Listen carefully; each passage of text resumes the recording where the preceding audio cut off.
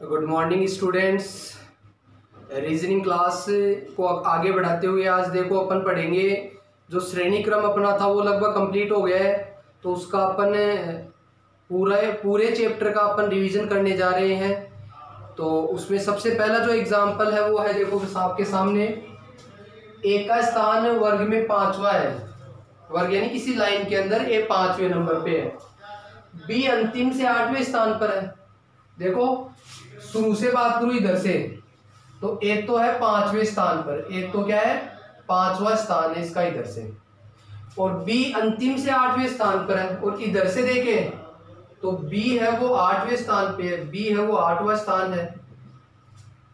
यदि सी एक के बाद 6ठे स्थान पर है, सी क्या है एक के बाद में 6वें स्थान पर है। यहां से स्टार्ट करूं तो 6वें स्थान का मतलब यहां से सी है वो 6वें स्थान का मतलब ए व सी के बीच में 5 व्यक्ति हो गए, और ये 6वें नंबर पे है। ये क्या है 6वें नंबर पे, 5 तो बीच में आ गए तो ये 6वें नंबर पे है। और ए व बी के बीच में हो, और जो सी है वो ए और बी के बीच में है। बीचों बीच होने का मतलब 5 इधर है तो 5 ही इधर होंगे, सीधी सी बात है। बीच में 5 ही इधर है तभी बीचों बीच होगा। तो वर्ग में कुल कितने विद्यार्थी है, तो इस लाइन के अंदर कुल कितने विद्यार्थी है। तो कुल की बात करूं तो देखो ए का 5वां स्थान का मतलब 5 यहां तक हो गए, 5 तो ये हो गए। इधर से ये 8वें स्थान पर है तो 8 ये हो गए, फिर 5 और 5 10 ये हो गए, और सी ए को ये हो गया। तो कुल विद्यार्थी कितने आ गए बेटा देख लो, 8 और 5 13, और 1 14 और 10 24। तो कुल विद्यार्थियों की संख्या कितनी हो जाएगी 24 प्राप्त हो जाएगी। अगला प्रश्न देखें, 40 विद्यार्थियों की एक कक्षा में राजू का क्रमांक 19वां है। एक क्लास में 40 विद्यार्थी है। कुल विद्यार्थी कितने आपके पास है 40। कुल विद्यार्थी तो क्लास में है 40। अब राजू एक स्टूडेंट है, उसका क्रमांक 19वां है। बताइए कि अंतिम से उसका क्रमांक क्या होगा। मतलब एक तरफ से शुरू से यहाँ जो राजू है वो राजू कितने नंबर पे है बेटा 19वें स्थान पे है, 19वें स्थान पे है। तो अब ये बोल रहा है कि इधर से कौन से स्थान पे होगा ये मेरे को बताना है। तो टोटल विद्यार्थी दे रखे हैं, एक तरफ से रैंक दी हुई है तो दूसरी तरफ से रैंक याद करने का फॉर्मूला क्या होता था कि कुल विद्यार्थी माइनस एक तरफ से इसकी रैंक और उसमें प्लस 1 करते थे। तो इसमें भी ऐसे ही करना है कि 40 विद्यार्थियों में से ये 19 इधर से घटा दूंगा, फिर प्लस 1 कर दूंगा, तो इधर से अपने को स्थान प्राप्त हो जाएगा। तो ये कितना हो गया 40 में 19 माइनस कर दो, मतलब 21 बच गए, 21 और 1 22। यानी अब जो राजू इधर से देखेंगे तो 22वें स्थान पर खड़ा है। अगला प्रश्न है बेटा देखो, विकास हरीश से लंबा है। विकास किससे लंबा है हरीश से। देखो विकास है वो लंबा, यानी बड़ा कर देता हूं हरीश से। विकास है वो लंबा है हरीश से, और हरीश आनंद से लंबा है। अब ये जो हरीश है ये लंबा है किससे आनंद से। विकास तो हरीश से लंबा है, हरीश है वो आनंद से लंबा है। आलोक अशोक से लंबा है। आलोक किससे लंबा है, आलोक है वो लंबा यानी बड़ा है किससे है बेटा अशोक से। अशोक से, देखो आलोक अशोक से लंबा है। अशोक हरीश से लंबा है, और ये अशोक है ये लंबा है हरीश से। अशोक हरीश से लंबा है। सबसे लंबा कौन है, तो सबसे लंबा ही लंबा बात करूं तो देखो इन तीनों में से तो लंबा है विकास, और इन तीनों में लंबा है आलोक। अब इसको दोनों को कंबाइन करते हैं, देखो कि विकास, देखो आलोक लंबा है अशोक से, और अशोक लंबा है हरीश से, और हरीश किससे लंबा है आनंद से। तो मैं आनंद लिख सकता हूं कि जो हरीश है वो आनंद से लंबा है। तो मतलब इन चारों में से तो आलोक बड़ा हो गया, और इन दोनों में विकास बड़ा हो गया। लेकिन पांचों की बात करूं मैं, विकास आलोक अशोक हरीश और आनंद, तो पांचों में डिसाइड करना पॉसिबल नहीं है। क्यों, क्योंकि विकास का इनमें से किसी से रिलेशन नहीं दिया है। तो भाई इन तीनों में तो बता सकता हूं कि विकास बड़ा है, क्या इन चारों में से भी बढ़ा सकता हूं कि आलोक बड़ा है? अब इन दोनों में बड़ा कौन है ये पता नहीं लगा सकते, तो इसमें चार ऑप्शन है, आलोक है बड़ा या अशोक है या विकास है, या तय नहीं कर सकते या इनमें से कोई नहीं। मतलब हम तय नहीं कर सकते इसमें ये पता नहीं चल रहा है कि भाई बड़ा ही बड़ा कौन है। तो मेरा आंसर कौन सा होगा? फोर्थ वाला, कि इसमें तय नहीं कर सकते कि कौन बड़ा है। अगला प्रश्न देखो बेटा, कुल विद्यार्थियों के एक समूह में निर्मल का स्थान बाईं ओर से 15 है। कुल विद्यार्थी है उनमें क्या बोल रहा है कि निर्मल का स्थान बाईं ओर से 15 है। निर्मल है वो बाईं तरफ, ये रहा, यहां से निर्मल जो है वो खड़ा है कितने नंबर पे? 15वें नंबर पे। 15वां स्थान है वो निर्मल का है बाईं ओर से, तथा प्रवीण का स्थान दाईं ओर से 20वां है। और प्रवीण है वो दाईं तरफ से, देखिए यहां से, तो ये 20वें नंबर पे खड़ा है। कौन? प्रवीण। प्रवीण खड़ा है वो 20वें नंबर पे खड़ा है, इधर दाईं ओर से प्रवीण है वो 20वें नंबर पे खड़ा है। जब दोनों आपस में अपना स्थान बदल लेते हैं, क्या कर रहे हैं? अपना स्थान बदल लेते हैं, मतलब निर्मल चला जाता है प्रवीण की जगह, प्रवीण चला जाता है निर्मल की जगह। मतलब प्रवीण तो यहाँ आ गया और निर्मल आपका यहाँ आ गया, निर्मल आपका यहाँ आ गया, ये इधर 15वें स्थान पे आ गया, ये इधर 20वें स्थान पे आ गया। तब क्या हो रहा है? जब दोनों आपस में अपना स्थान बदल लेते हैं तो निर्मल का स्थान बाईं ओर से 22वां हो जाता है। तो निर्मल का स्थान है वो बाईं ओर से, इधर से, यहां से मैं यहां से देखूं तो ये 22वें स्थान पे आ जाता है। ये इधर से तो 20वें है लेकिन इधर से 22वें नंबर पे आ जाता है। तो प्रवीण का स्थान दाईं ओर से क्या होगा? तो अब ये जो प्रवीण खड़ा है ये इधर दाईं ओर से कितने नंबर पे खड़ा है? इधर से मैं इसको देखूं यहां से, तो ये कितने नंबर पे है ये बताना है। तो देखो इसमें पहले कुल विद्यार्थी कितने हैं वो डिसाइड कर लेते हैं। क्यों? क्योंकि अब जो ये निर्मल है उसका इधर से नंबर तो 20वां है, इधर से नंबर 22वां है। तो जब एक व्यक्ति का दोनों तरफ से रैंकिंग दी हुई है तो कुल विद्यार्थी निकालने का क्या होता है?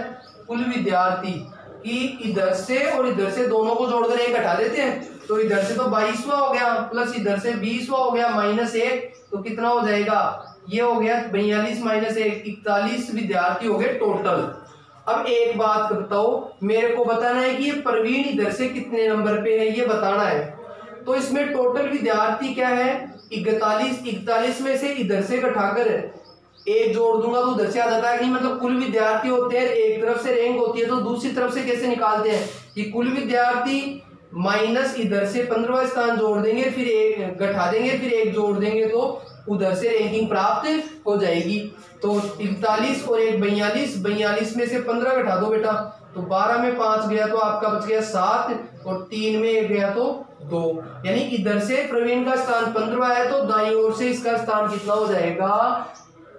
27वां हो जाएगा। अगला जो क्वेश्चन है वो देखो बेटा, छात्राओं की पंक्ति में कपिल दाएं से 11वें स्थान पर है तथा अजहर बाएं से 15वें स्थान पर है। बताओ कि पंक्ति में कुल कितने छात्र हैं यदि इनके बीच 10 छात्र है। मतलब छात्रों की पंक्ति में, छात्रा यानी छात्र होंगे, छात्रों की एक पंक्ति में कपिल दाएं से 11वें स्थान पर है। दाएं किधर है? इधर से मैं देखूं तो जो कपिल है वो खड़ा है 11वें स्थान पर, कपिल है वो खड़ा है 11वां स्थान है इसका, ठीक है। तथा अजहर बाएं से 15वें स्थान पर है, और बाएं से यानी इधर से अजहर को देखे आप, अजहर ये 15वें स्थान पे है, इसका 15वां स्थान है। बताओ कि पंक्ति में कुल कितने छात्र हैं। पहले तो आपको ये बताने हैं कि पंक्ति में कुल कितने छात्र हैं। यदि इनके बीच 10 छात्र और हो, यदि इन दोनों के बीच की बात करूं तो 10 छात्र और है अपने पास। देखो कपिल दाएं से 11वें स्थान पर है, अजहर बाएं से 15वें स्थान पर है, और दोनों के बीच में 10 छात्र है, तो कुल विद्यार्थी कितने हो जाएंगे बेटा? कुल विद्यार्थी तो इसमें तो साफ साफ दिख रहा है कि ये 15वें स्थान पर है, तो 15 तो ये हो गए, ये 11वें स्थान पर है तो 11 ये हो गए, और बीच में 10 छात्र है तो प्लस 10 ये हो गए। तो कुल छात्र कितने हो जाएंगे बेटा, 5 और 1 6 और ये 3 36। तो कुल छात्र आपके इस लाइन के अंदर कितने होंगे, 36 हो जाएंगे। अगला जो एग्जाम्पल है वो देखते हैं बेटा।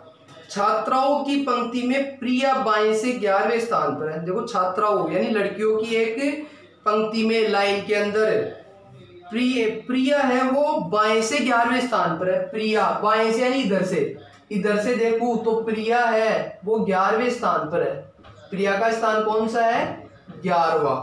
उसके बाद क्या लिखा है, एवं पिंकी दाएं से 13वें स्थान पर है। पिंकी दाएं से 13वें स्थान पर, दाएं यानी इधर से देखोगे तो जो पिंकी है वो 13वें स्थान पर है। कौन से स्थान पर है, 13वां स्थान है दाएं से। परंतु वह कतार में बाएं से प्रिया के एक स्थान पहले आती है, लेकिन कतार में यानी लाइन में बाएं से यानी इधर, बाएं से प्रिया के एक स्थान पहले आती है। मतलब ये पिंकी ओरिजिनल में यहाँ खड़ी है। मतलब इसको अपन ये देखें तो ऐसे होगा कि प्रिया यहाँ खड़ी है, प्रिया तो 11वें स्थान पे खड़ी है, जबकि जो पिंकी इधर से देख रहे हैं तो ये प्रिया के बाईं तरफ, मतलब बाएं से प्रिया के एक स्थान पहले खड़ी है, मतलब यहाँ पर खड़ी है। ये कौन, पिंकी। ये पिंकी यहाँ खड़ी है और ये इधर से देखे तो इसका स्थान 13वां है, लेकिन वैसे देखे तो प्रिया से एक पहले है, जस्ट एक पहले। समझ में आ रही है बात। तो बताओ पंक्ति में कुल कितनी छात्राएं, तो आपको बताना है कि इस लाइन में कुल छात्राएं बालिकाएं कितनी है। तो देखते हैं। अभी ओरिजिनल बन गया अपना कि देखो इधर से ये 11वें स्थान पे है और इधर से ये 13वें स्थान पे है। इसका मतलब ये हो गया कि देखो यहां से यहां तक तो 13 छात्र हो गए। कितने हो गए, 13 छात्र। तो ये छात्रा ही होगी। और प्रिया को मैं, भाई प्रिया यहाँ से 11वें स्थान पर, तो ये नंबर कितना हो गया इसका, 10। यानी इसका इधर से स्थान देखूं तो 10वां हो जाएगा क्या बेटा। भाई इधर से 13वें स्थान पे है, प्रिया के एक पहले होने का मतलब इधर से इस पिंकी का 10वां स्थान हो गया। इधर से 13वां, इधर से 10वां, तो पिंकी का दोनों तरफ से रैंकिंग आ गई, इधर से 10वीं, इधर से 13वीं। जब दोनों तरफ से आ जाती है तो अपन क्या करते हैं, दोनों को जोड़कर एक ही घटा देते हैं, तो कुल विद्यार्थी आ जाते हैं। तो कुल विद्यार्थी कितने हो गए कि इधर से तो 10वां स्थान हो गया, इधर से 13वां स्थान हो गया, -1 कर दो तो ये 23 - 1 22। यानी इस पंक्ति में कुल बालिकाएं कितनी है आपके पास, 22 हो जाएगी। अगला प्रश्न देखो, ये थोड़ा डिफरेंट है, ऐसा क्वेश्चन अभी तक आपने नहीं पढ़ा है। एक बंदर 30 फुट लंबे नारियल के पेड़ के नीचे है। एक बंदर है, ये मान लो नारियल का पेड़ है, ये यहाँ से यहाँ तक ये 30 फीट लंबा है, आपका ऊंचा है। यहाँ आपका बंदर खड़ा है, भाई यहाँ पर बंदर खड़ा है। हर प्रयास में वह 3 फुट ऊपर जाता है और वो क्या कर रहा है, इस पे चढ़ रहा है। तो एक प्रयास करता है तो 3 फीट ऊपर जाता है और 2 फुट पीछे सरक जाता है। जैसे ही वो उछल के 3 फीट आएगा तो वो खिसक के 2 फीट नीचे आ जाएगा। मतलब एक बार में वो कितना गया, 1 फीट ही ऊपर गया। मतलब उछलकर 3 फीट ऊपर पकड़ेगा लेकिन 2 फीट खिसक कर वापस आ जाएगा। तो वो एक प्रयास में 1 फीट आ रहा है, फिर अगली बार 3 फीट चलेगा, फिर 2 फीट वापस आ जाएगा, तो फिर 1 फीट ऊपर चला जाएगा। इस तरह से वह बंदर कितने प्रयासों में पेड़ के शिखर तक पहुंच जाता है। तो आपको बताना है कि ऐसे प्रयास करते करते यहां तक पहुंचने में उसको कितने प्रयास करने पड़ेंगे। तो ऐसे क्वेश्चंस में क्या करना है बेटा आपको कि 30 फीट टोटल है, एक उछाल में कितने फीट जाता है, एक उछाल में वो 3 फीट जाता है, वह 2 फीट नीचे आता है, 2 फीट नीचे आ जाता है, वापस खिसक जाता है, फिसल जाता है। तो ये देखो भाई लास्ट में तो जैसे मान लो यहाँ पहुंच गया तो लास्ट में 3 आते तो वो टॉप पे पहुंच जाएगा, तो वो खिसकेगा नहीं। तो सबसे पहले इस 30 फीट में से लास्ट वाली उछाल कम कर दो, मतलब 3 फीट कम कर दो, मतलब उसको ओरिजिनल 27 फीट कितने में आ जाएगा, क्योंकि लास्ट का तो एक प्रयास करते ही पूरा पहुंच जाएगा। तो मतलब 27 फीट कितनी बार में जाएगा ये देखो पहले। तो एक बार में वो कितना जा रहा है कि 3 फीट ऊपर जा रहा है, 2 फीट वापस आ रहा है, तो 1 फीट जा रहा है कि पहला प्रयास किया 1 फीट गया, फिर दूसरा प्रयास किया 1 फीट गया। ऐसे 27 फीट जाने में कितना लगेगा, मान लो यहाँ 27 फीट हो गए, तो 27 फीट में 27 प्रयास करने पड़ेंगे उसको, और 27 में पहुंचने के बाद जैसे ही फिर तीसरे फीट 3 फीट की छलांग लगाएगा तो टॉप पे पहुंच जाएगा। टॉप पे पहुंचने के बाद वापस नीचे नहीं खिसकेगा।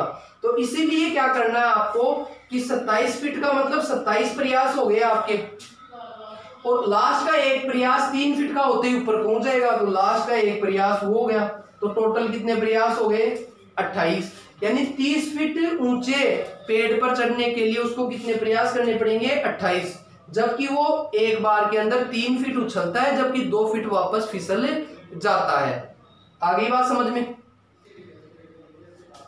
नेक्स्ट जो प्रश्न है वो है, एक परीक्षा में सफल हुए विद्यार्थियों में राहुल को 11वां स्थान मिला।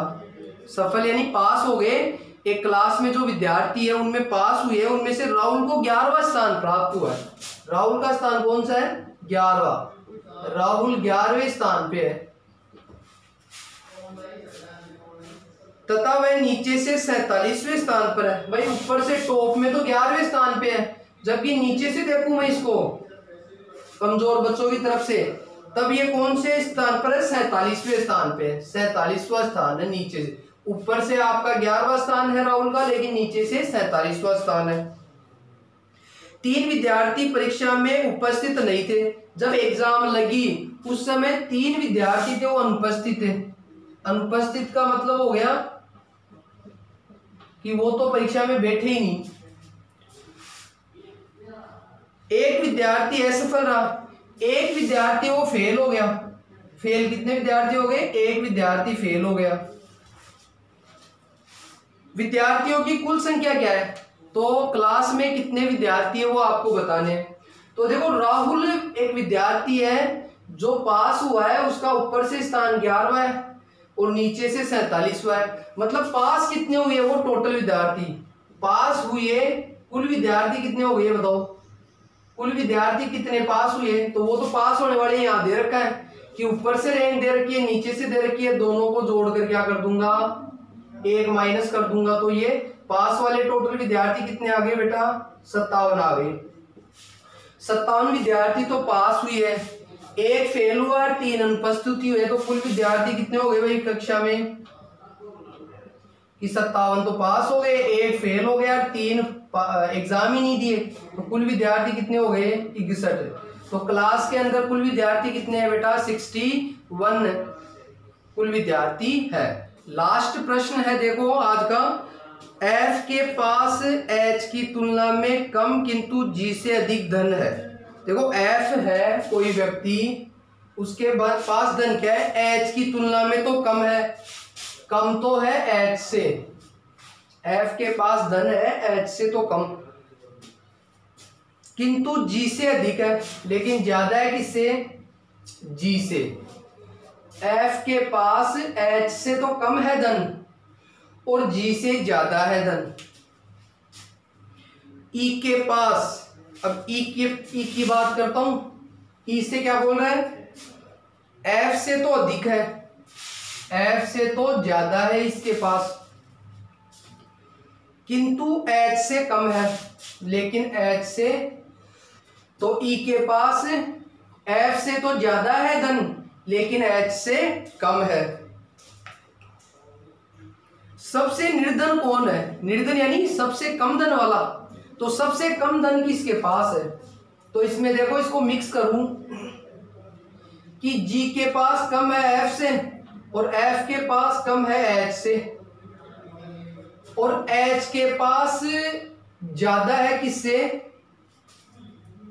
E से, और E के पास ज्यादा है F से। मतलब इन तीनों में तो निर्धन F हो गया, और F से भी कम किसके पास है G के पास है ये रहा, और H के पास तो सबसे ज्यादा है ही दोनों में, यानी सबसे कम धन वाला कौन हुआ बेटा G हुआ क्या, G के पास सबसे कम धन है, तो मेरा आंसर क्या होगा G आंसर हो जाएगा। तो इस प्रकार से आप भी इन क्वेश्चंस की ज़्यादा से ज़्यादा प्रैक्टिस करें, बुक्स वगैरह से क्वेश्चन निकालें। मंडे टेस्ट आप अच्छे से दें। मंडे टेस्ट के लिए आपको best of luck. Okay, thank you.